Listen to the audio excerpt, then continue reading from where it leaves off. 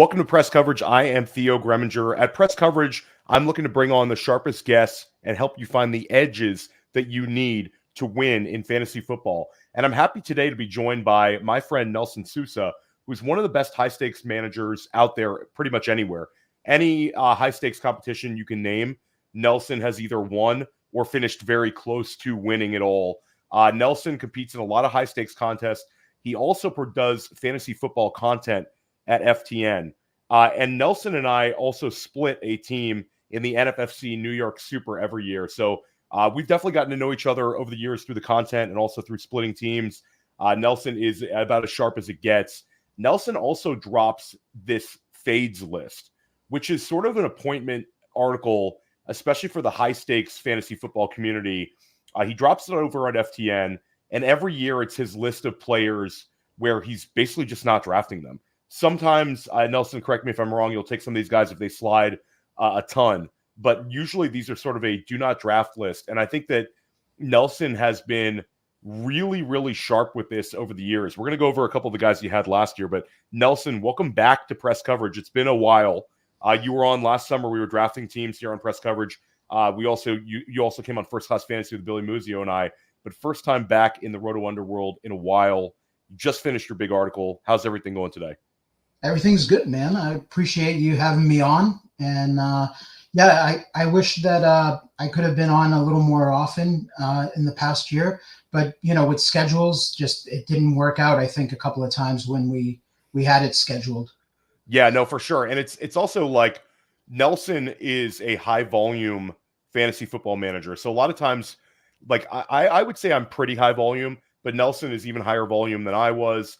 And Nelson was also doing a lot of high-volume managed leagues. So, like Billy Muzio had a ton of volume last year, but a lot of that was best ball. Nelson is maxing out like a couple of these contests, really, really hitting them hard. Last year, we had a chance to kind of draft live on air and Press Coverage. Maybe we'll do that again later this summer. But today, I really want to dive into your fades list. This has become sort of appointment reading. You've been doing this for many years now. You've had some tremendous hits. Why don't you talk a little bit about how this fades list came to be, what it is, and kind of where people could find it? Yeah, I think I started the process when it was back in the Zach Stacy days. So if you remember that name, running back with the Rams, he was big time rookie year, and then steamed up in the process, literally like an archetype for you, Nelson. Yeah, absolutely. And he ended up busting. And I think it was at that point that I started to put together, I just felt like I needed to not be biased from year to year and really focus on treating it as, each year is its own different animal. And despite this player either helping me win a bunch of fantasy leagues the year prior, I have to keep, an unbiased opinion of that player the following year, because whatever happened, years prior doesn't matter. So that's really when I started the fade process, where I started putting together like rules of, who I was going to avoid each year. And I think that that's interesting. Nelson, you bring up how a fade this year could be a guy you had a lot of exposure to last year. And it's sort of a, Billy and Muzio and I talk about this a lot. It's sort of a don't hate the player, hate the ADP. Your fades list is really ADP based. It's not like Nelson's looking and being like, I just can't stand this player.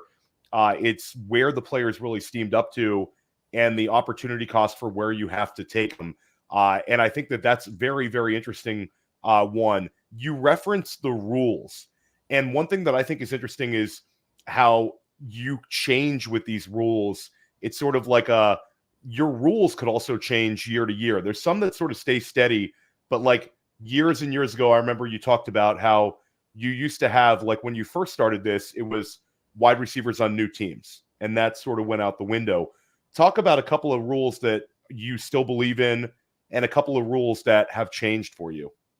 Yeah, sure. So one of those rules for me was in the past, history had shown that wide receivers, whether free agency or through trade, that were moving on to a new team, a new offense, they tended not to have that great of a year.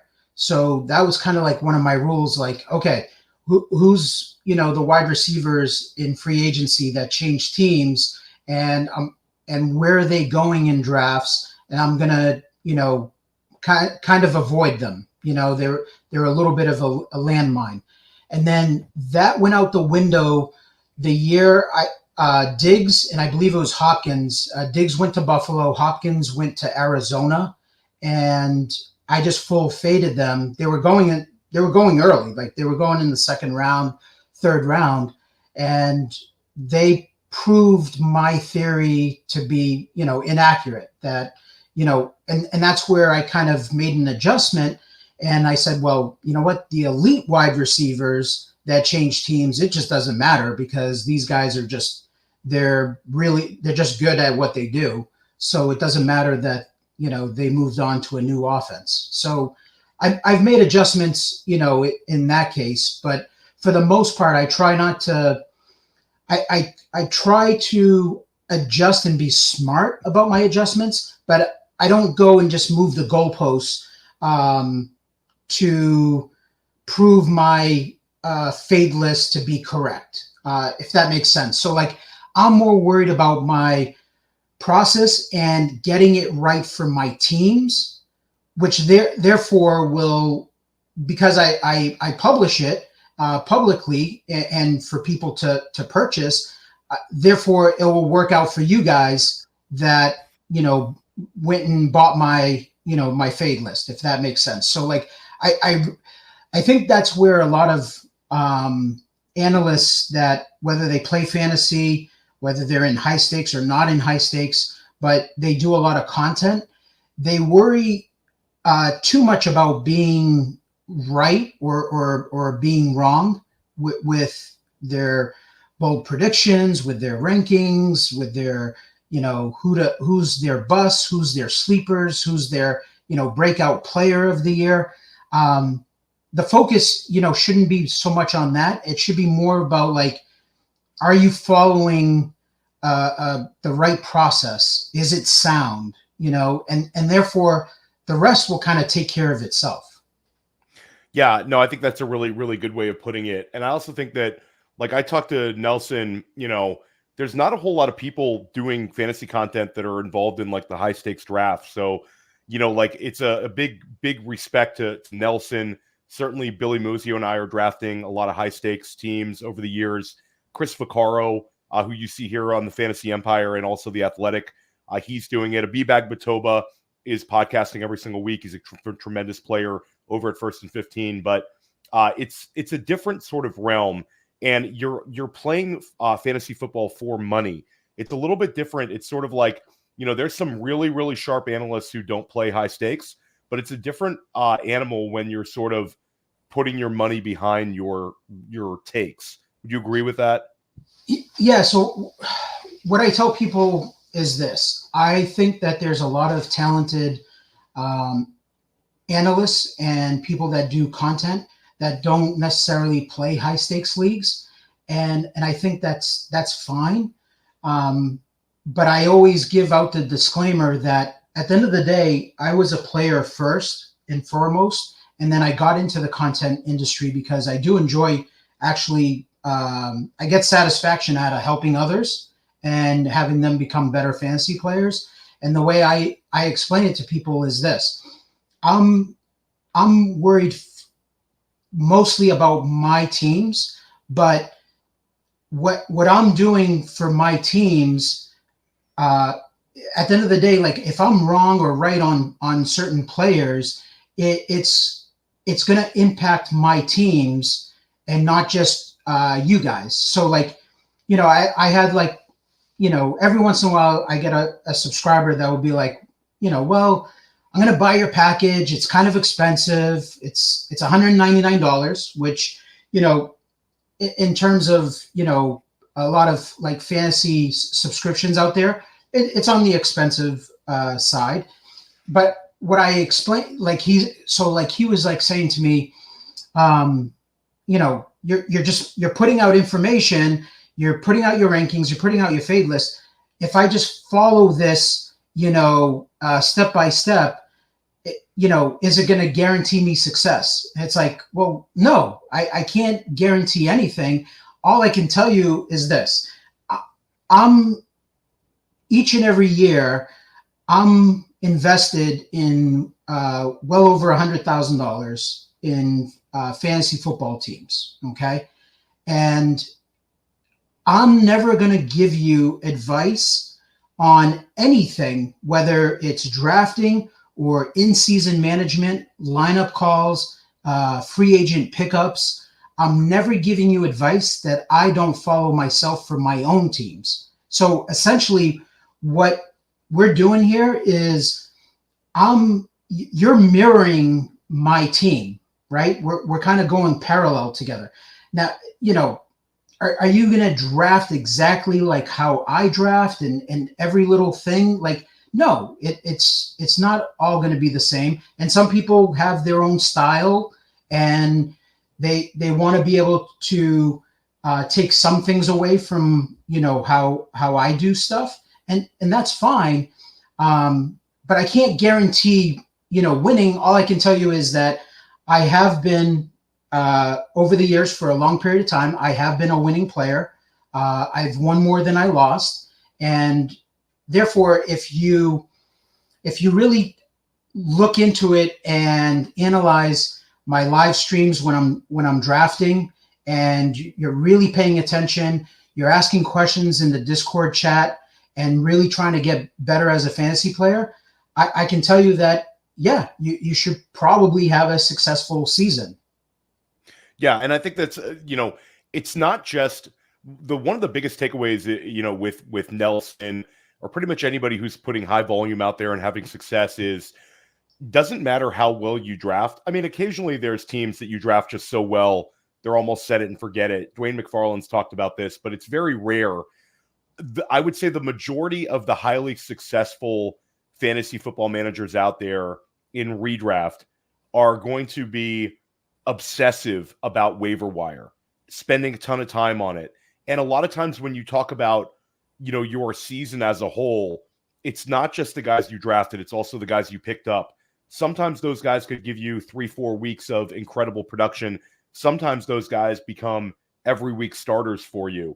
Would you say that the waiver wire is like literally half the battle, almost like a huge part of the like the final results of your season can be stemming from how well you did on the waiver wire as well? Yeah, for sure. I would say it might even be a little bit more than that. It might be weighted more like a 60-40 type of split. And I think it starts with the draft, where you got to avoid the landmines in the early rounds, because that's what's really going to sink your team, where you can't come back from it and you got to avoid, the injury bug. And that's another part of it. But I don't say this. I'm trying not to say this in like a cocky manner, but I truly believe in my mind, when it comes to the waiver wire and when it comes to fab, that I'm the best at it, and that no one in my league is better than me, and that, and I'm going to outwork anybody that's in my league. So I truly, believe in that. And I think that I showed examples in the Discord chat last year where I drafted a platinum team in the NFFC. For those that are not familiar, it's a $20,000 entry fee to enter that league. And I showed after the season, I ended up coming in second place in that league. And I showed everyone in the Discord chat, for all the subscribers at FTN, that here are my first 5 picks of the draft. Where do you think this team finished? And everyone kind of put LOL last place, LOL mid pack. So it was pretty funny, right? And I told him, I was like, well, I made the playoffs and I came in second place in this league. And I can tell you right now, if you're just looking at my draft board, I had no business coming in second place in this league. But at the end of the day, it's about making the right lineup calls, and it was about grinding fab, trying to hit on some guys, later in the draft. So, yeah, I would say that's the big thing is in-season management. A lot of guys kind of get tired of it. It gets old real quick, especially if you get off to a rough start. So, yeah, does that answer your question, Theo? Yeah, absolutely, I can go, for sure. I can go on and on for a while with this stuff. No, I think you nailed it. Sort of like there's different levels to this, but it's not just a draft. It's the waiver wire. It's roster management. It's making sure that you have the proper lineup out there. It's making sure that some of the guys you picked up, you know when to start them. I think the weekly process is sort of underrated as well. So it's all like one big cycle. But I think you nailed it with the early on, it's avoiding those landmines and trying to avoid those players that could sink you. I also believe in, and I think you do as well, that we a lot of times want to be a year ahead of guys, depending on the rounds we're drafting in, drafting that player that we think will be drafted, higher next year. And that doesn't apply to the older players you're drafting, but certainly with the younger players. And one thing I think is very interesting is kind of looking at your fades from the past. Is there a fade from last year that sort of stands out to you that really would have was very beneficial to follow your advice on? A guy that didn't end up working out. You're saying? Yeah, a guy that was on the fades list that was people were like, "Thank you, Nelson." That probably the one that stood out the most for you. I think a lot of people would probably point to Ramondre Stevenson. Yeah, that was one. Cooper Kupp was another one. Even there was people still buying the discount when because obviously he was banged up and everything, so he dropped a little bit, and people just the name, it was kind of like, oh, Cooper Kupp, like he's a top 3 fantasy pick, and now he's here in the second round. Take advantage, take advantage of that discount. And I believe in that, but then there's certain guys that you're just better off just staying away from. No, for sure. And Nelson, you also dropped your rankings. We're going to talk about a couple players that you're a little bit ahead of in consensus, after we take a break. But everybody on press coverage gets asked a couple of questions, repeat questions for every single guest. And you just got finished with your rankings, so this is really fresh on your mind. If you could know the final stats of any player in 2024, who would it be? It's going to be the player that I think could break fantasy, because I would want to know his final stats, and that's Bijan Robinson. I love that one. Yeah, I would want to know his final stats, because he's the one guy. Like McCaffrey he's the 1-1, right? He's the consensus. He's super solid, but he's not going to break fantasy like he did the 1-2 years with Carolina. I think he's just, he's on a very good offense. He's just not going to have, that monster season like he did. I think Bijan is the one guy that could just go off, and he's like the obvious, like, man, what an advantage, an edge that you have over your league if you ended up getting him in the first round. I love that one. You sort of get the breakout Todd Gurley season vibes from Bijan, especially with the parallels now in a Zach Robinson offense. We're going to take a quick break. We're going to talk to Nelson about which offense he'd be betting on to break out, a couple of rookies he's looking at, and then we're going to talk about some targets, some fades, and then we're going to pick Nelson's brain on some players that I think are a little bit polarizing at ADP. We'll be right back. Hey, why do we partner with the FFPC? Because they have the widest variety of fantasy football formats, and it's the easiest place to find all types of fantasy football contests in the world. What if you want to play for high stakes? Well, they have a $6 million prize pool with their Fantasy Players Championship. They also have way too early best ball leagues that start in February and Dynasty leagues. They have the closest thing to a liquid market for orphans that there is in all of Dynasty. And the FFPC has sponsored us for half a decade because we are actually delivering information that can help fantasy gamers, and they're generating so much interest and bringing in so many new users, casual users even. The FFPC creates a unique experience where you can both compete against the best and make money. Use promo code UNDERWORLD to get $25 off your first team. $25 off your first team at the FFPC with promo code UNDERWORLD. Go get it! Welcome back to Press Coverage. Theo Gremminger with Nelson Sousa of FTN. We talked a little bit about Bijan Robinson, and I think a lot of people are betting on Atlanta as a big breakout offense this year. When you're looking across the NFL, who is an offense or multiple offenses that you're looking at that could be a huge breakout offense, Nelson? I'm a big believer in Will Levis. I liked him coming out of college last year. And I'm going to say the Titans are a team that, I like all the players that are on there. And I like the move that they made with bringing Callahan over as the coach. And I think that offense is going to be pretty dynamic. Question for you as a follow-up. That's an exciting answer. Not a lot of people are going with that one. I think everybody's excited about what Tennessee's going to do stylistically, but it's not just, hey, let's line up and pass a lot. You're also excited about what the potential results could be. And that's sort of an offense that could provide a ton of ADP returns. I know Billy Muzio is bullish on Tony Pollard and Tyjae Spears at ADP. Curious how you're seeing the wide receivers there.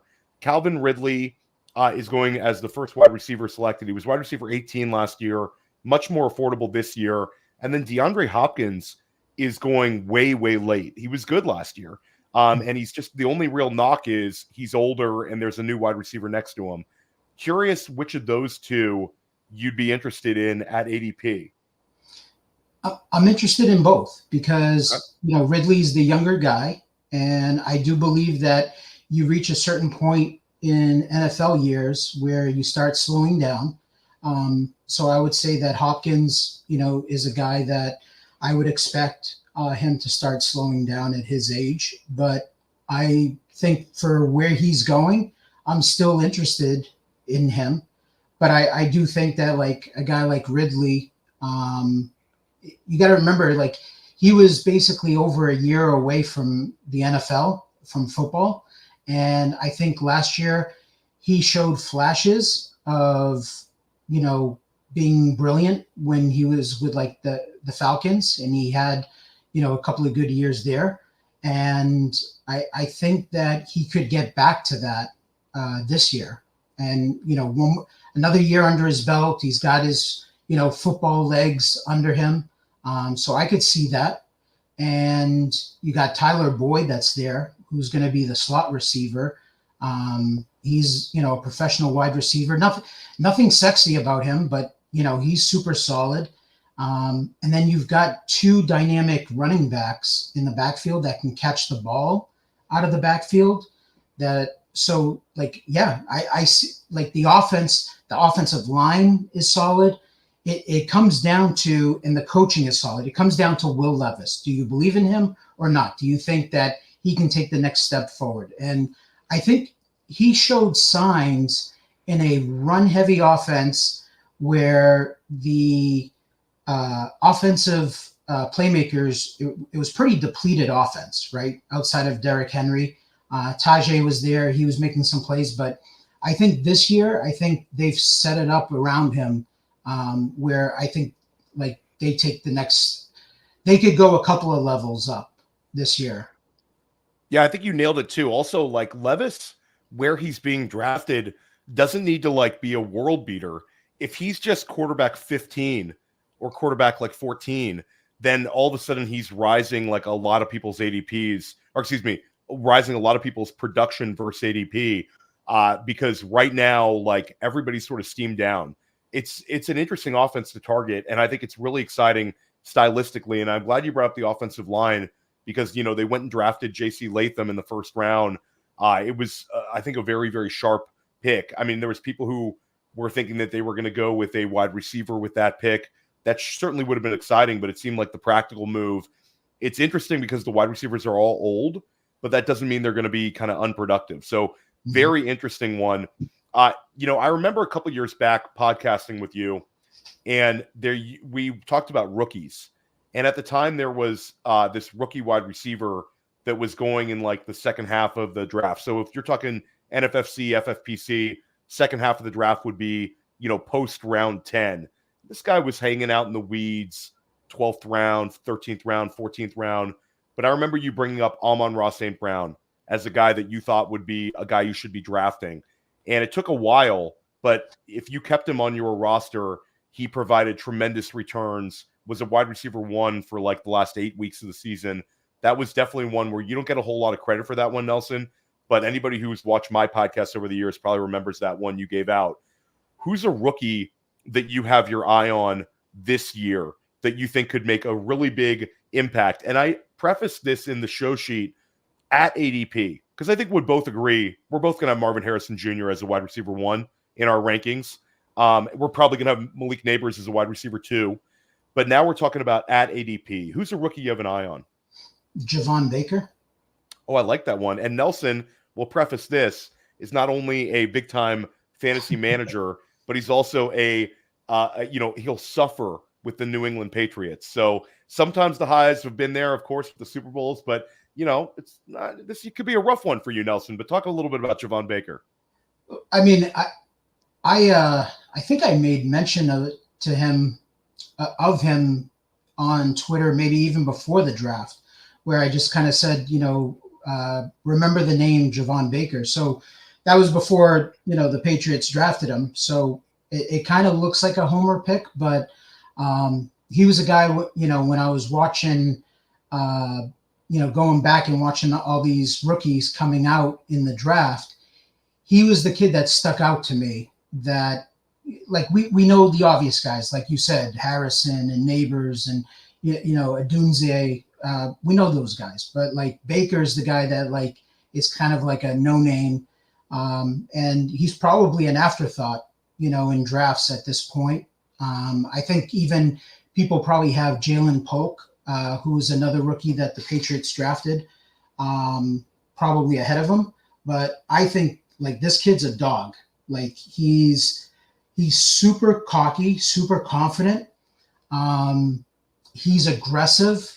He's just a playmaker. So like he would be a guy that I could see, definitely not at the start of the year, but I could see like mid to second half. Like he's a guy that everyone picks up off of the waiver wire, and you insert him in as like your wide receiver 3 or flex option. And like, he's like really good to end the year. I love that one. And he's cheap. And also you get the discount because of the first rookie drafted in Jalen Polk. There's been multiple times where NFL teams, sort of the second guy drafted at the same position, has ended up being much better in fantasy. You go back to like the Jamal Williams, Aaron Jones. Jamal Williams certainly had his years, but Aaron Jones' fantasy career definitely better. Talk about Mark Andrews, Hayden Hurst. So we love kind of seeing the double tapping positions. I think not only for Dynasty, but also for redraft can potentially provide returns. So Javon Baker, definitely a very interesting one. But let's talk a little bit about this. Before we get into fades, before we get into targets, let's talk a little bit about some players that I think are tilting for fantasy managers. Billy Muzio and I did this on First Class Fantasy the other day, where we talked about certain guys where at ADP, they seem like some of the biggest players sort of in the on the board right now, whether they could kind of return big time value or potentially sink you. These guys aren't necessarily that, but these guys, if we were talking a year ago, Nelson, we wouldn't have necessarily, maybe one of these guys we would have predicted is going in this range, but 3 out of 4 guys I'm going to talk about here, we would not have predicted their ADP would be steamed up this high. Let's start out with Zamir White. So Zamir White is sort of like the kind of running back that over the years, would have been a fade for a lot of people sort of in the dead zone. A guy with a very small sample size, didn't play at all as a first or second year player, was a waiver wire pickup for some last year, looked really, really good for like 4 games. But again, small sample size. It's sort of there's not a whole lot behind him. We like what the coach does stylistically, but it's still, some people just can't click that button. He's a strong opinion on either side. Some people are going to be like, Zamir White's going to have 250 to 300 carries. Other people are like, I can't draft him, and where are you fall? Are you in? Are you out? Or are you somewhat neutral at his ADP this season? I actually think that he's at a good value right now. I think that he's the guy there in that backfield. I think a lot of people look at it as he's just not very good. And they compare him to Madison, who it's ironic that, the Raiders went and, brought in Madison as kind of like the backup there. So I look at it as they really didn't bring in any competition for him. I think the coaching staff likes him. So I think right now he's going at a very fair price. Even if he goes up a couple of rounds, I'm still fine with it. Yeah, I wrote a dead zone running backs, targets, and fades. And it's funny because like this sort of archetype of player, when we look at like the history of his career, is the kind that like my initial lean is fade. But then you watch the tape last year and nothing changed when Josh Jacobs was out. Like they treated Zamir White exactly the same. They didn't really mix in another back like more than they did when Jacobs was healthy. And he had like running back 20 or better production for 4 straight weeks. And then, like you said, they go out and they get Alexander Madison. They draft Dylan Lobby. Neither one of those guys is like a big threat. So as long as he can hold up, I think Zamir White, I agree with you, is going to return value on where he's going. And I actually think we'll see it steam up a little bit as the summer moves along and it becomes kind of more apparent.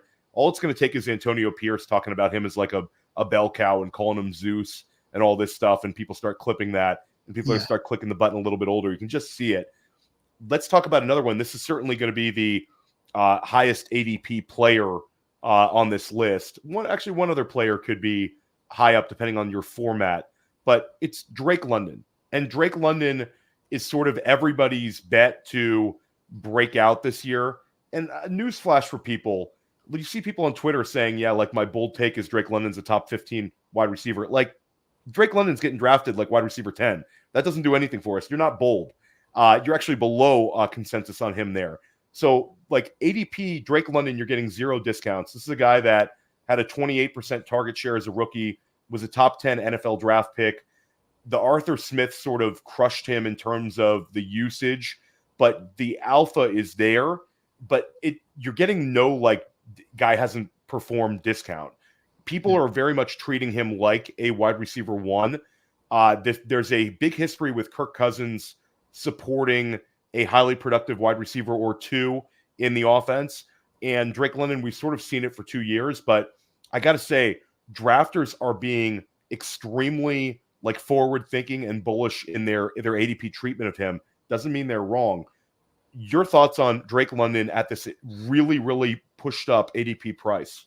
Yeah, I compare it to Garrett Wilson last year, where it's a talented wide receiver that people look at it and they see a huge quarterback upgrade, right? So you had Desmond Ridder and you're going to Kirk Cousins. That's a huge upgrade. And you had Zach Wilson going to Aaron Rodgers. And Garrett Wilson was a guy that, hey, you haven't really shown it, but he was going in the late first round, right? Last year. Yep. And he got steamed up actually in the final week of drafts. I remember I took him like 10th overall in Vegas. I remember your Platinum League. I was out in Vegas. I was not in the Platinum, but I was drafting NFFC, FFPC there in like the mains in the prime times. And I'm on I end up texting Nelson like mid-break, but I believe it was Mike Santos took Wilson like 5 overall in that draft. And Santos, an NFFC Hall of Famer, really top-notch player. But yeah, that morning I took Garrett Wilson like 10th overall in an FFPC main event. And it was one of those picks where you felt so smart doing it. Mm-hmm. And it was also one of those picks where other guys would be like, man, I really was waiting for Garrett Wilson. I'm really, really upset you took him kind of deal. And then Aaron Rodgers gets hurt and it was like pain. Yeah. So with that comparison, at the end of the day, if Rodgers had stayed healthy, Wilson was going to have a really good year. And that's how I look at it. And I look at Drake London as kind of like very similar. I think he's talented. Not only does he get a quarterback upgrade, he gets a play calling upgrade, because I actually think Arthur Smith is terrible. I don't think he had like zero worries about getting his star players or his talented players involved. He was totally fine with, the tight end 3 on the depth chart, catching a bunch of passes that game, and that's what it was. And he's a believer in that. So like London has kind of suffered, for that. And now he gets a talented upgrade in play caller, right? And yeah, I believe in that. It's one of those things. I don't need to like see it to have to, draft them that early. I look at it as sometimes you just put 2 and 2 together, right? Quarterback, play caller.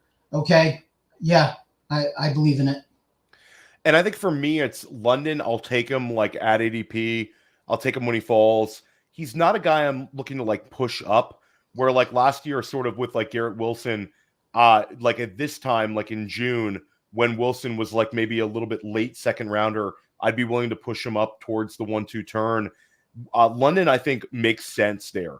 I think that also you look at like what's across from him with like Darnell Mooney and Rondell Moore, even with Bijan Robinson being a potential RB1 overall and Kyle Pitts also being like valued as like a top 6 tight end, top 7 tight end right now. I think that it's hard to envision Drake London not getting that big target share sort of with what they have around him. So I think the market's correct. Again, I don't think it's a guy I need to reach for. I don't think it's going to be some guy that breaks fantasy and is like wide receiver 1 overall, but I think he'll return value, finish somewhere like wide receiver 8 to wide receiver 15 range, and provide you some spike weeks if that offense takes a big step forward. One player who last year appeared on your waiver wire and my waiver wire was CJ Stroud, and we were writing about him because people weren't drafting him. It was an offense where people were largely passing on.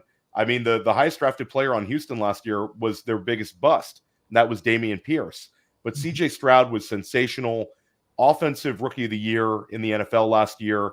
He's steamed up in Dynasty. He's like a top 3, top 4 pick in Superflex Dynasty startups. And on Underdog, on NFFC, on FFPC, you're paying now top 6 quarterback prices. Where are you at on CJ Stroud? There are some people saying, they look at the multiple touchdown weeks. He had very few of those. Rushing upside is not there. So you're really asking him to throw for an outsized number of yards and an outsized number of touchdowns. We all believe in the talent, but do we believe in this talent at ADP, Nelson? I think he's a guy that I do think the offense is going to be good. Last year, I just wasn't a big believer in Slowick. I didn't really know much about him. So I didn't give them enough credit. I liked Nico. I wasn't big into like Tank Dell, but like they just put it all together. And Stroud himself, like I wasn't bullish on Stroud either. So, I missed on that. And, I give those guys a year than I thought offensively. But for this year, I would say that I'd probably answer it as neutral. I'm probably going to have a little bit of Stroud, but I think there's always going to be someone in my draft that is going to push him up. And I'm content with some of the other quarterbacks that are going around him or even later.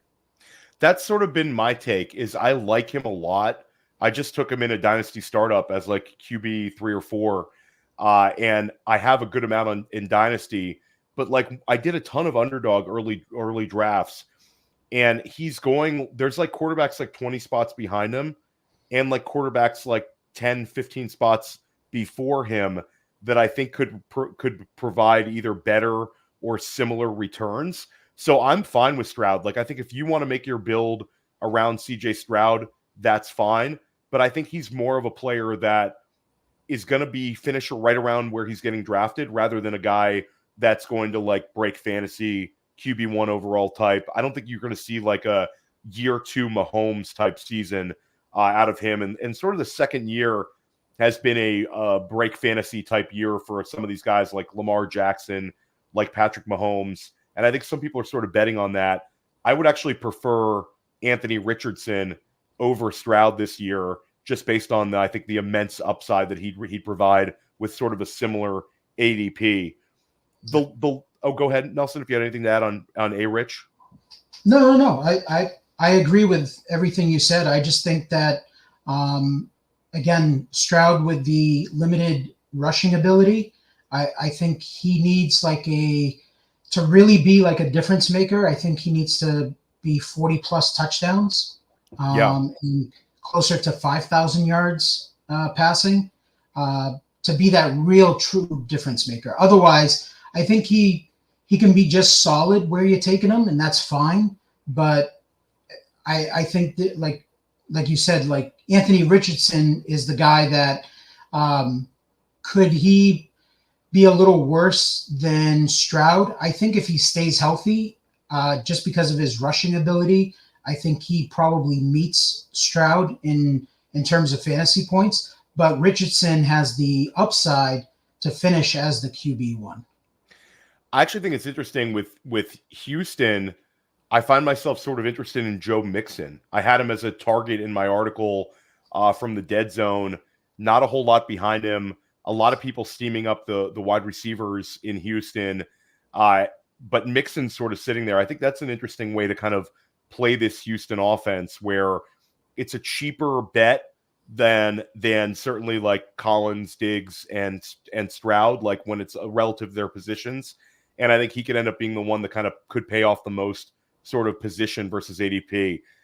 One player, Nelson, that, again, this was a guy that if you played NFFC or FFPC last year, you maybe picked this guy up off of waivers. I know I did. And even in a Dynasty league, I was able to get him off of waivers. And that was Trey McBride. And Trey McBride last year was just unbelievable with multiple quarterbacks. It was slow out the gate. Didn't really do anything with Zach Ertz at first. Zach Ertz getting a ton of targets. But once Trey McBride like had a foot in the door, he was like Travis Kelce. Now the offense has changed a little bit. They had Marvin Harrison Jr. Certainly they had, Trey Benson, healthy Kyler Murray. But Trey McBride has steamed up big time. There's certain people in FFPC like clicking that button early second round. And, in NFFC and on Underdog, you're not going to leave a draft where he's going to go lower than like tight end 5. Most of the time before that. Where are you at on Trey McBride? We certainly like the player. We love what he did last year. Are you willing to pay this increased ADP price? I like the player. I think he's fine. I'm probably going to say that I'm neutral on him. He's not a guy that I feel super confident in him that I got to draft him at where he's going right now in drafts. But at the same time, like I don't think he's not capable of not paying off his price tag. So I'd probably say I'll mix him in here and there. But there's probably going to be other tight ends that I'm going to have more exposure to. Yeah, I think the exposure thing is an interesting one. It is going to be a heavy price. In tight end premium like FFPC, I do like pulling the trigger sort of in his range because it allows me for my build to kind of avoid having to take shots where I'd maybe want to draft running backs and wide receivers and have to take one of those tight ends. Sort of, it's funny the way that and it's different. Like FFPC and NFFC, you have the tight end premium for FFPC, and then NFFC, you have the 6-point passing touchdowns. Both are PPR. but you get these way different ADPs, especially at the tight end spot, because of the premium. Like I took Trey McBride at the 207 in a 350 slow I'm in now, and I sort of like that price, but I see what you're saying, especially for when I look at NFFC ADP, like there's tight ends below him that I think are super, super appealing. And unlike the FFPC, I don't have to like steam those guys up. They kind of go at a range where I think they could return some value. So we're actually going to talk about one of those tight ends that I know we're both into that you had sort of ahead in your rankings. But before we get into some fades, and Nelson's going to share 3 players that are on his fades list. So this is like really awesome and generous of you, Nelson. And if you want the full fades list, of course, go to FTN and you can purchase it. But before we do that, let's do a running back teammate speed round. Sure. These are backfields where you don't draft both of them because it's sort of a hindrance. Occasionally in a best ball, you could maybe draft both of them. Certainly on Underdog, I've done both. I'll throw one more backfield in here. But Chase Brown or Zach Moss. This is one where last year Chase Brown flashed as a rookie. Zach Moss signs as a free agent. Zach Moss is up to like running back 25. Chase Brown, you're paying like running back 3 prices. Which one would you be on at ADP? This is going to be Chase Brown hands down for me. I have a pretty strong opinion on that I think Chase Brown is the more explosive player, home run hitter, where Zach Moss, he impressed me for what he was able to do. He definitely surprised me, but I also saw games where he turned into the Zach Moss that I thought he was. And I think he's getting overdrafted right now. I think Chase Brown is the better bet. I agree with you. And I wrote this also in my Dead Zone article. Zach Moss was a guy I'm fading. I think that the whole hope is that he's just a like-for-like Joe Mixon replacement, whereas Chase Brown, this is an offense who has targeted the running back out of the backfield. If it becomes a little bit more of a split backfield and Chase Brown is the one with the receiving work, I think even if it's a split, that could be the kind of the way. If Zach Moss, there's also a potential that he's just he's getting sort of like empty calorie touches and Chase Brown's sort of the exciting one. And then there's also a chance that Chase Brown just runs away with the job. So I think Chase Brown, again, I'll take the discount. Completely agree with you on that one. This is a tougher one. Najee Harris versus Jaylen Warren. You brought up how we don't trust Arthur Smith, and I agree. When it comes to pass catchers, Arthur Smith is awful. But for running backs, this is a guy who's had big-time, production. He happened to coach Derrick Henry, so did the smart thing, gave Derrick Henry the ball a lot. Derrick Henry, of course, had his 2,000-yard season, his big season under Arthur Smith when he was the OC in Tennessee. Then when he came to Atlanta, he had one of the sort of out-of-nowhere RB1 seasons ever with Cordero Patterson. Then he had Tyler Algier running for 1,000 yards, was a big waiver wire pickup his rookie year. And then, of course, last year, there was sporadic usage, but Bijan Robinson finished as an RB1 as a rookie. So people are taking shots on this Pittsburgh backfield. Last year, Najee was like running back 13-ish in ADP, ends up being a loss at ADP. And then Jaylen Warren was getting drafted like outside of RB3 land, ended up finishing as an RB2, was kind of a big win at ADP. They're very close to one another. People are struggling with this one, Nelson. Which running back are you betting on if you're betting on one? And then are you interested in taking shots on both? I don't mind taking shots on both. I just don't. Najee doesn't fit the type of running back that I like to draft. I think Jaylen Warren's the more explosive guy. I just think Najee is, I don't know, maybe I would say Najee's just not as good as where he got drafted by the Steelers. And I think Warren is like the better running back. So if they're going like in the similar range, I'm probably going to click on Warren over Najee. If Najee's got the higher ADP, I'm definitely clicking on Warren over Najee. So that's kind of how I look at it. I think if people start figuring that out and Warren starts going ahead of Najee, then and Najee gets discounted, I'll probably have a little bit of Harris. Yeah, I think that's an interesting one to keep an eye on. Like 2 weeks ago, they were like neck and neck on underdog, like literally back to back. Now it's Najee at RB21 and Warren at RB25. So neither is cheap, but again, it's sort of becoming a little bit more of a space between the two. But I think Jalen Warren, for me, like the guy goes over 60 receptions last year, sort of like way more dynamic. And I'll say this, like, we hate saying that guys are due to miss some time, but Najee's been incredibly fortunate with injuries. People will say that's being durable, but for a player with his style of play, especially the last 2 seasons, his rookie year, tons of receptions. That's really gone to nothing because of Jalen Warren. Not like Najee scares me a little bit. He also didn't get the extension. The team passed on it. So I think Jalen Warren actually has some juice at ADP. This is an interesting one. You talked about Tennessee with Tyjae Spears, Tony Pollard. I talked about this with Billy Muzio, and we had Greg Branos of the Coach Speak Index on First Class Fantasy this week.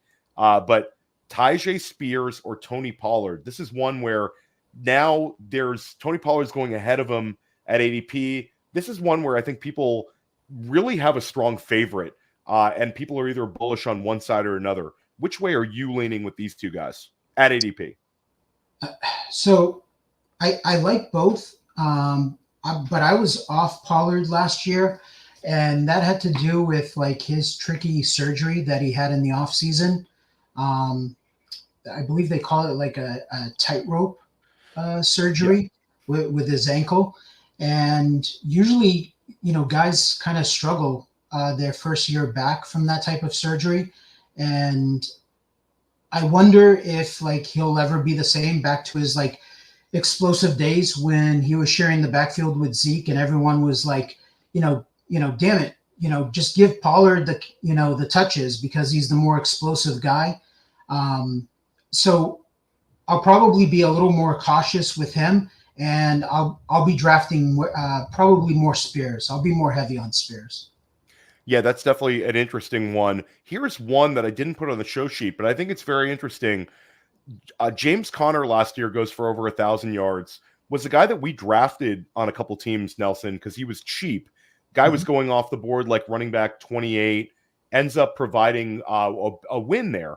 Like certainly where you're getting him in NFFC was like an 8th round pick, and you could just plug him into your RB2 spot.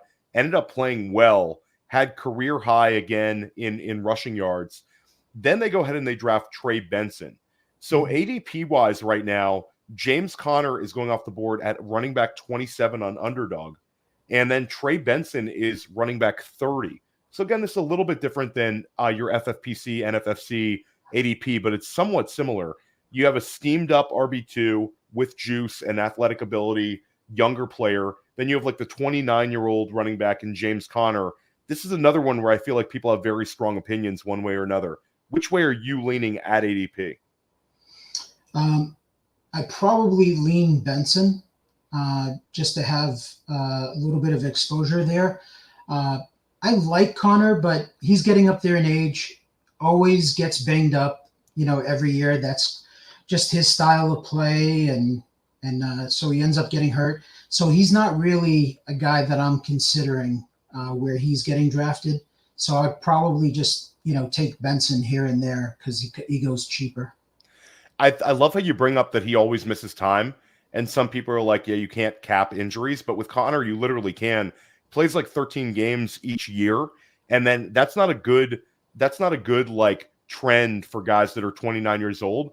And Nelson, I'll bring up another thing kind of structurally is in years past, it was incredibly easy to handcuff James Conner, whether it was Keontae Ingram, Amari DiMercato, Michael Carter. They were all sort of free pickups on the waiver wire to maybe get you through for a week. Trey Benson, you can't cuff him anymore. So it's literally a one or another. That would be kind of a poor strategy to draft both of those guys. You're sort of losing a high upside round to kind of double tap that backfield. And if it's a split, you're in real big trouble. So I think that's another kind of underrated thing there.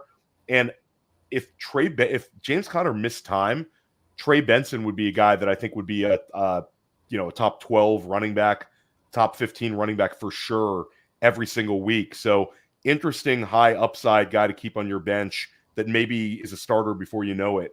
A guy we're very bullish on at Player Profiler, certainly in Dynasty as well. All right, Nelson, we've come to it. We've come to it. We'll give you dealer's choice here. You want to talk about a couple of targets or a couple of fades to start out? Positive or negative, buddy? Let's start off with the positive, right? Okay, so let's go positive. Yeah, we'll keep the sad stuff for the end, especially for you managers who have already drafted some of the guys that Nelson's going to reveal as fades. Always tough when that happens and you're holding bags and bags of them and you're going head to head with Nelson. Targets. One guy that I think is super interesting in your rankings last year was an incredible value from where you drafted him and where he finished. Ends up finishing inside of like top 4 QB land. You were drafting him around like QB 14, QB 15, sort of a forgotten player last year in the buildup, and that's Dak Prescott.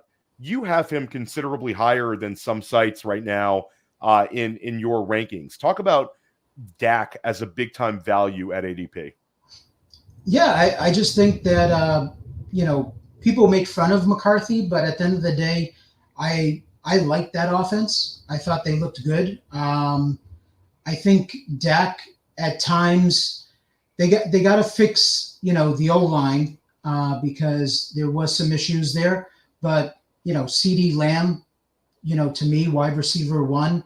They got Brandon Cooks. They got Ferguson there. They got Jalen Tolbert. Like I don't know. I just feel like that's like a good solid offense, and I think Dak is like a good solid quarterback. I don't know. I didn't think that was like that I was making such a bold statement. No, I don't think it was necessarily bold, but I think there's some people sort of betting on the quarterbacks ahead of him and behind him. He's sort of become a little bit forgotten for some in their draft process. Yeah. Like underdog, he's QB 9, so you're like 2 spots ahead of him. But it's sort of like there's a lot of buzz for guys like Jordan Love, Jaden Daniels behind him, and then certainly guys going ahead of him have a little more buzz, sort of like Kyler Murray ahead of him. Dak's sort of like in his own little tier where you see a lot of times the person drafting him is the person who took CeeDee Lamb, and they're, especially for FFPC and certainly NFFC, like people want to lean into that correlation with Lamb. But I think it's interesting. There could end up being, if Dak hits at ADP, you could end up seeing multiple kind of ADP winners because CeeDee Lamb's wide receiver 1, but after that, every other Dallas Cowboy is super, super cheap right now. Ferguson is like priced appropriately for a guy who did what he did last year. You're paying tight end 10 type, tight end 11 type prices, but like one of those wide receivers could hit, one of the running backs could hit. And if this offense scores in a similar range as last year, you could have like multiple ADP winners there. So let me ask you this. So let me propose this question. CD is going off the board as QB9 right Dak, well, QB9 on underdog. now? I don't have Dak. I'm sorry, Dak. Yeah, I'm in a FFPC. I'll bring up what it is going in my draft. But I know like it's a similar wheelhouse. But again, even if he's like QB9, it's sort of a discounted tier of QB. So what did he score last year? What? He was QB3 overall, and he was like QB1 for like an 8-week stretch where he was just ripping it up right after their bye week. Okay, Him and CD went hand to hand with that, where they were both like just dominating fantasy, providing insane returns. So, all right. So he finished QB3, and there was a couple of quarterback injuries that, let's just say that caused him to move up. And if those guys are healthy, they move ahead of him. So he's like QB5. I guess my question to you is, what's wrong with QB9, for a guy like, I don't see anything with that offense that really changed dramatically for me to not believe that, getting him at QB9 is a good price. Yeah, I agree with you. It's sort of it's just, there's no buzz, there's no hype, and there's nobody like, there's no people like on Dak's going to win leagues. You've seen it sort of in the Dynasty marketplace as well.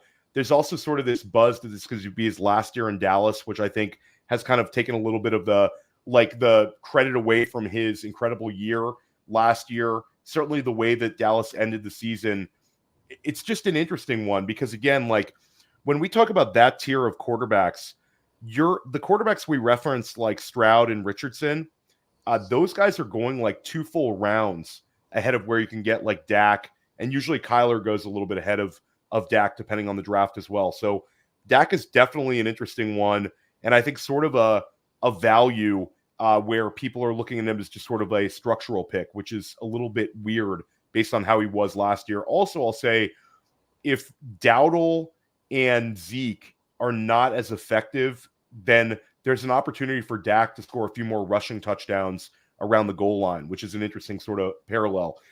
Let's talk about another player that you had sort of, I would say, ranked a little bit ahead of consensus, and that's Isiah Pacheco.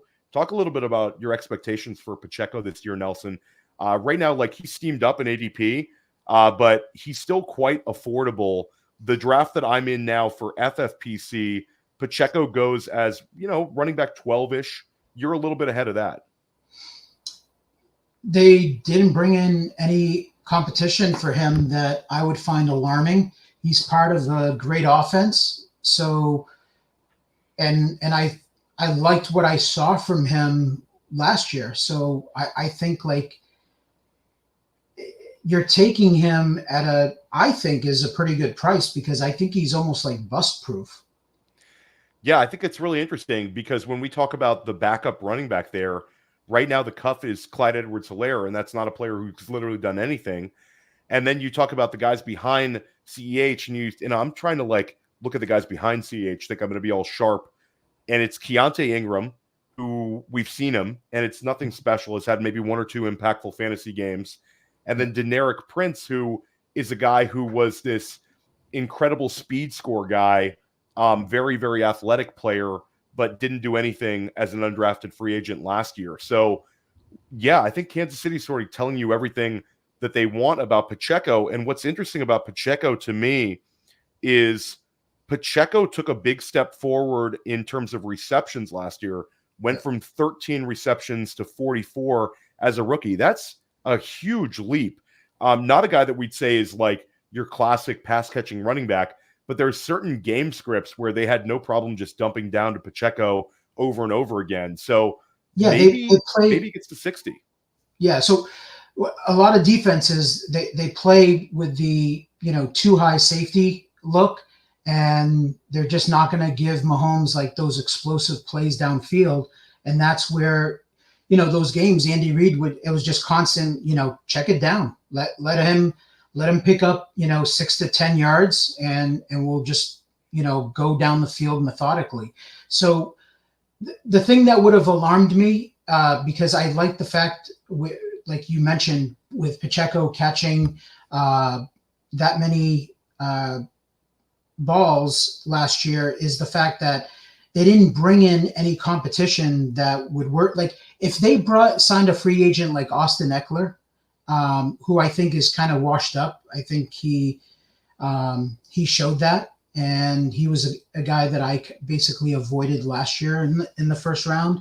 And if they brought him in, I would be concerned with Pacheco and those receptions falling way off. But that didn't happen, so I look at it as like, that should be, the competition they brought in was the receivers, right? The receivers should.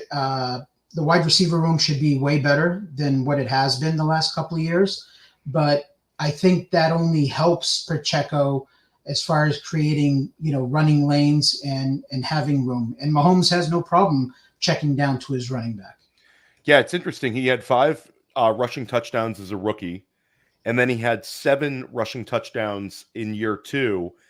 If those wide receiver, and Mahomes last year was QB 10 in points per game, if those wide receivers can make that sort of impact that we think they can, and Rashee Rice add him into the mix, that offense could be humming. You could end up having 12 rushing touchdowns on top of whatever you get receiving. So I think Pacheco, you're making a very easy case on drafting him in the 3rd round after a wide receiver start. Interesting player this year. Let's talk a little bit about AJ Brown, because AJ Brown's going off the board, wide receiver 7. It seems like it's a law that in FFPC every year he has to go with the 1-2 turn. Well, at least last year, he's sort of like right back there this year. He's sort of like an end of the first round click for most. You have him even higher, Nelson. You have him as wide receiver 3. He's going, again, wide receiver 7 on Underdog. This is a guy where he's been fantastic for 2 years in a row. Now we get Kellen Moore as the offensive coordinator in Philly. I think he's got the potential because of the change in offensive coordinator with Moore. I think he's got the potential to finish as the wide receiver 1. And I'm not trying to make this like hot take or anything like that. I just think that the guy is super talented. And there was a stretch last season where he was an absolute monster. And I don't know if you have the stats. I just usually go off of memory. But I remember that stretch of games where he was basically like wide receiver 1 every week. He was putting up monster numbers. And I think, and that was despite the fact that there was no pre-snap motion. Like there was no putting him in the slot. There was none of that. It was just like line up and run your route. And that was it. And it was driving me crazy because that offense became, but defenses caught on and they never adjusted. And that offense just became so vanilla. And then it became easier to guard those guys. And I think with Kellen Moore, you're going to see a little more creativity. Yeah, it's super, super interesting to see the impact Moore will have. Yeah, I mean, that offense was also just sort of in a tailspin. Like beginning of the year, so good. Second half of the year, so bad. Really, not even second half of the year. It was like the last 6 weeks of the season leading into that Tampa Bay loss in the playoffs. So A.J. Brown could end up, providing even bigger returns. Went from 145 targets to 158. Went from 88 receptions to 106. The touchdowns went down. But I think with this offense, sky's the limit. They really an easy click kind of on Underdog. But yeah, I think I might have to play a little bit of catch up here in some of these redraft leagues. Super interesting to have him up that high, but it makes sense. Talk about for me. Yeah, sorry. Like for me, like considering like the quarterback situation and the play callers and things like that, like Chase and Jefferson go ahead of him. And like, to me, like, I think Brown, like I'd much rather have Brown. I think there's question marks with those other guys. Yeah, I think you make a great point where Jefferson, we have question marks, especially at the quarterback position. Chase is another one. We'll talk a little bit about, spoiler alert, maybe another Bengal in a few minutes here. But Jefferson certainly, with the question marks at quarterback versus A.J. Brown, who we've seen be incredibly successful with Jalen Hurts now for 2 years in a row, that's a really good point, Nelson, on that. So A.J. Brown, interesting one. Another player who last year had the second most receptions by a tight end of all time, and he led all tight ends in targets, yet the market still is like, lukewarm on him. Evan Engram. All these younger tight ends getting all this steam right now, the Kincaids, the Laportas, the McBrides, all of those guys. And then Evan Engram is just sitting there at value. Billy and I have talked about this for weeks. You're on Evan Engram as well. Listen, I love guys like this. You know me. I hate taking players that get steamed up when they had a career year. Okay. And Engram had that, and he should be the one that is going where Laporta and Kelsey are going. And he's not, he's still, to me, he's still discounted. So I look at it as like, yeah, I mean, I'm taking that guy. What changed? If anything, like his role should still be the same in Jacksonville. And he's a guy that is, runs pretty well, pretty dynamic for a tight end, has a good rapport with Lawrence. So, I think it's great. I say buy the discount if that's how you look at it. I think Engram, the public based off of Ingram's year, he should have been up where, Laporta, McBride, and Kelsey are going. Yeah, and I think you kind of nailed that, where it's not necessarily like tight end's funny because, Evan Engram is tight end 8, but it's sort of you have these big pockets, especially on FFPC. FFPC, you'll have like the big 4 tight ends, which are all sort of competing for tight end 1, big 5 tight ends competing for tight end 1. And then rounds later is Evan Engram, where the guy, again, he had 143 targets last year. And the wide receivers are new. They add Gabe Davis, they draft Brian Thomas, Ridley's gone, Zay Jones is gone. So the most familiar player to Trevor Lawrence is Evan Engram. So I think like if we're trying to pick a tight end that could lead his team in targets again, Evan Engram would be one of a few tight ends we'd pick that could lead their team in targets. So that's a super interesting one. But Nelson, it gets a little hairy now. We got to talk about the fades. And let's start out. You just referenced Jamar Chase as a guy you like less than A.J. Brown. Certainly on every format, Chase is going ahead of Brown. And the reason is, correct me if I'm wrong, you have a big fade at quarterback here in Cincy. Yeah, so I'm fading Joe Burrow. And I know that one is probably not popular with people. And I'm going to say that, like, my argument for Burrow is, so two things. Let me start off by saying the last 2 years, I've had a quarterback that I faded for the last 2 years. One was Justin Herbert and one was Deshaun Watson. And I ended up being correct on those. So I will say, like, let's just trust the fade list on this one. But I don't like him coming off this wrist surgery that he had. It's more complicated than what is really being put out there. So that gives me worry about Burrow. And the other thing is, Callahan's gone, right? So he took the Tennessee job. And so his offensive coordinator that he had since he came into the NFL was Callahan, is now gone. So it's now a new OC. I don't care if it's an in-house guy, but it's a change. And I don't like that. I just think that, like, there's just warning signs there. And I don't like the vibe. I don't like that, Chase and Higgins are, not happy. They want new contracts, right? I don't know. I think there's too much change there in Cincinnati, and I don't like that wrist surgery. And he's just going to be a guy that I'm just not going to be interested in. Plus, there's very little rushing upside with him. So I don't like, he's not a guy that I think is like ever going to hurt me with me fading him. Yeah, definitely an interesting one. Not what the Jamar Chase drafters want to hear. But again, like Burrow, you don't get any sort of a discount coming off of any sort of an injury. I love what you say with the change at offensive coordinator, the stylistic changes potentially. Also losing Tyler Boyd, it sounds like nothing, but breaking in a rookie where Tyler Boyd is, it's like sort of like if Jamar Chase bumps in and plays a lot more slot, then that's a little bit different look than what we've seen from him, which is sort of a rumor there. We talked about the running backs having a change. It's just sort of changes everywhere. Let's talk about another fade here. And this is one where a lot of people in the Roto Underworld will be excited to hear that you are fading Kyren Williams.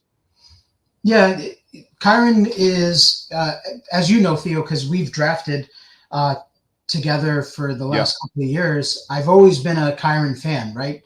We've had him. Yeah, we've had him. And last year I drafted enough Kyren where we were like hitting that button in the 18th round. He was sort of a fun one. There was a couple people kind of betting on Kyren. So yeah, big hat tip to that. But now it's it's a little different ADP, Nelson. Yeah. So it goes back to one of my rules that, last year was last year. And I was on, I was interested in a guy like Kyren, but at the end of the day, he's a running back that was basically an afterthought last year. In some leagues, he was a waiver wire pickup at the start of the year. or a very late pick in drafts. He's 5'8", all of 200 pounds, maybe less than 200 pounds, fifth round pick by the Rams. Those kind of guys, okay, they shine once, but it's usually not going to happen a second time. And now you're talking ADP of second, third round, right, in drafts. So yeah, I'm gonna fade that. They brought in drafted Blake Corum also, who I think is a really good quarterback, running back. So I think all the warning signs are there, really. Like I actually think this is like an easy one. I don't think this is really controversial.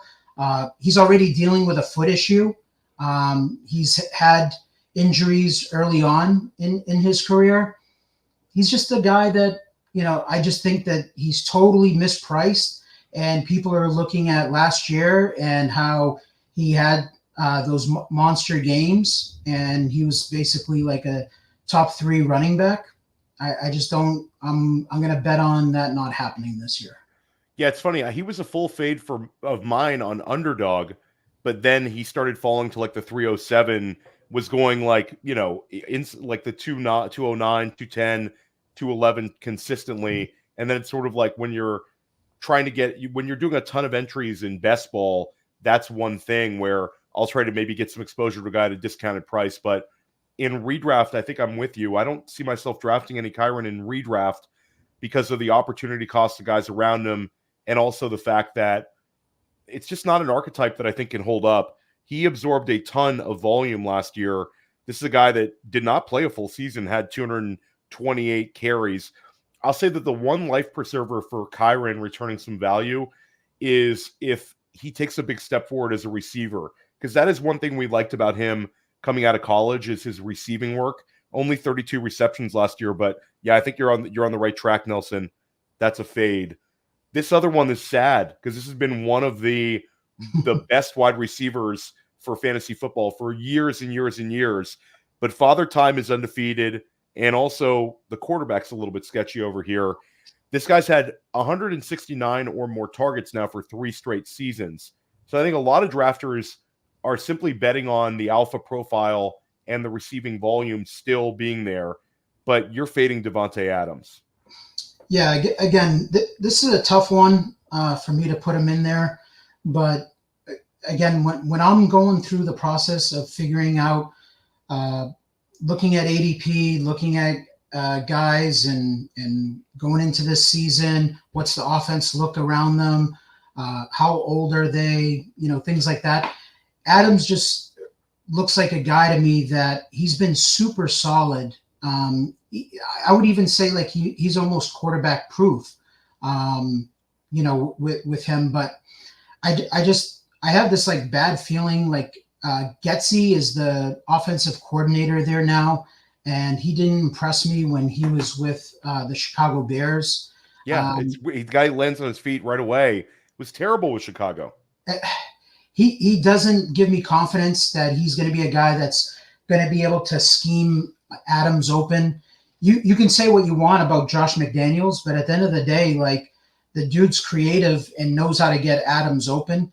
And when he was the head coach there and calling plays, there was games where I only had Adams, that year on a handful of teams. So I wasn't exactly rooting for him, but I was just like in shock watching these games. And I'm like, how the F is he wide open downfield? Like, how are you not covering him? So, that to me is like credit to the offensive coordinator. And I just don't have confidence in that team. I just look at it as like, on one hand, people will say, well, you're on Zamir White. How can you talk shit about the offense? But Zamir White's ADP versus Adams' ADP are 2 different stories. So that's kind of how I look at it. Adams is now, what is he, 31, I want to say? Yeah, he's like 31, 32 years old this year. Oh, 31. 30, NFL years, that's getting up there in age. And I always say this, I'd rather get off a guy a year early than a year too late. Yeah, That's definitely one that's going to be a little disappointing for some people to hear. So just to recap, Nelson gave Joe Burrow, Kyren Williams, Devontae Adams as fades. We discussed Dak Prescott, Isiah Pacheco, A.J. Brown, and Evan Engram as targets. Like every time we podcast together, Nelson, I tell you it's going to be like 45 to 60. We're here at an hour 20. You're very generous with your time, your takes. Let everybody know once again where they can find your work. Yeah, so I'm back with FTN Fantasy. I got the high stakes package there that you can sign up for. That's going to give you access to my rankings, fade list, any articles that I put out there. Also, the Discord chat, that's a big one. Guys, a lot of subscribers really utilize that and love it. I'm basically available 24/7 to help you guys with any questions and getting you guys ready for your draft, and then throughout the season in helping you guys manage your teams. So yeah, if you guys are, serious about winning and you're in enough leagues where, the price point makes sense. I think $200 is cheap for what I provide. I would say, go in and join. I think there's a lot of current subscribers that you could go around and ask, and that, they've been very happy with the service to this point. Yeah, and if you're drafting against Nelson, go ahead and purchase it, and you can see his rankings there. Try to snipe them. So highly recommend Nelson's work. Recommend everything you're putting out there over at FTN. And stick with us here at Press Coverage. We're going to be bringing you shows like this. We're going to help you crush your leagues this season. We'll be back soon.